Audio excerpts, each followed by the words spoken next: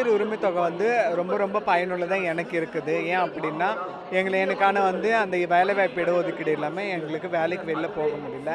நாங்கள் சின்ன சின்ன ஏதாவது சுயதொழில் செஞ்சால் கூட எங்களுக்கு அவ்வளோ வியாபாரம் ஆகிறதில்ல. ஸோ நம்மளால் நலிவுற்று இருக்கும்போது இந்த ஒரு ரூ. 1000 வந்து நம்மளுக்கு ஏதோ ஒரு வகையில் நம்மளுக்கு ஊக்கம் அளிக்குது. கண்டிப்பாக இது எனக்கு பயனுள்ளதாக தான் இருக்குது. அதுக்கப்புறம் இந்த மகளிர் உரிமை தொகை வந்து இப்போ உங்களுடன் ஸ்டாலின் முகாமில் தான் நான் விண்ணப்பிச்சிருந்தேன். ஏற்கனவே முதல் முறை விண்ணப்பித்தப்போ என்னுடைய படிவம் வந்து நிராகரிச்சிட்டாங்க. இப்போ 2வது முறை நான் விண்ணப்பித்தப்போ என்னுடைய படிவம் வந்து தேர்வு செஞ்சுட்டாங்க. இப்போ நான் அதில் செலக்ட் ஆகிருக்கிறேன்.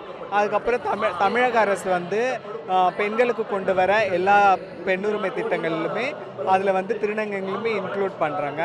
இந்த அரசு மட்டும்தான் இந்த இதுவை செய்கிறாங்க. So thank you so much. எனக்கு வந்து மகளிர் உரிமை தொகைக்காக நான் எழுதி போட்டிருந்தேன்.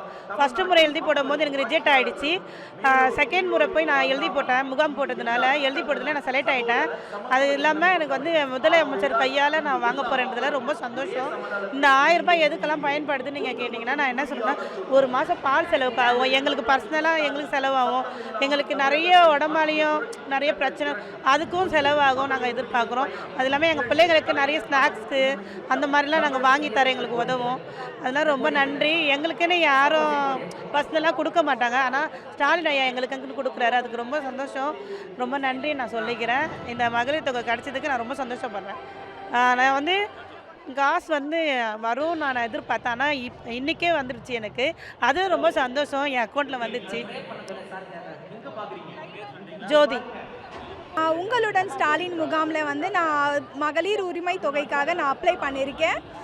உங்களுடன் ஸ்டாலின் முகாம் வந்து எனக்கு நிறைய ஹெல்ப்ஃபுல்லாக இருந்துச்சு. நான் ஃபஸ்ட்டு அப்ளை பண்ணதுக்கு அப்புறமா எனக்கு ஃபஸ்ட்டு வாட்டியே எனக்கு செலெக்ஷன் ஆயிடுச்சு சார். எனக்கு இன்றைக்கி காலையில் 8 மணிக்கு எனக்கு கிரெடிட் ஆயிடுச்சு சார் என் அக்கௌண்ட்டில். பார்த்ததுமே ரொம்ப சந்தோஷமாக இருந்துச்சு. நாங்கள் நேரடியாக வந்து தான் ஐயா கையில் வாங்கிடுவோம் அப்படின்னு நினச்சிட்டு இருந்தேன். ஆனால் காலையிலேயே வந்தது எனக்கு ரொம்ப மகிழ்ச்சியாக இருந்துச்சு. அதுவும் இல்லாமல் இன்றைக்கி எங்களை கூப்பிட்ருக்காங்க ஐயா கையாலேயே நான் இங்கே வாங்கி கொடுக்குறதா சொல்லிவிட்டு அது ரொம்ப சந்தோஷமாக இருக்குது. நாங்கள் நேரடியாக ஸ்டாலின் ஐயாவை பார்க்க போகிறோம். அது ரொம்ப ஹாப்பியாக இருக்குது. எங்களுக்கு இந்த 1000 ரூபாங்கிறது வந்து பெரிய விஷயம் சார். நாங்கள் நடுத்தர மக்கள் வந்து ரொம்ப ஹெல்ப்ஃபுல்லான ஒரு தொகையாக சார் வந்து எங்களுக்கு அமைச்சு கொடுத்துருக்காரு. பெண்களுக்கு வந்து ஒரு தொகைங்கிறது வீட்டில் பர்சனல் செலவுக்குன்ட்டு சொல்லி இருக்காது.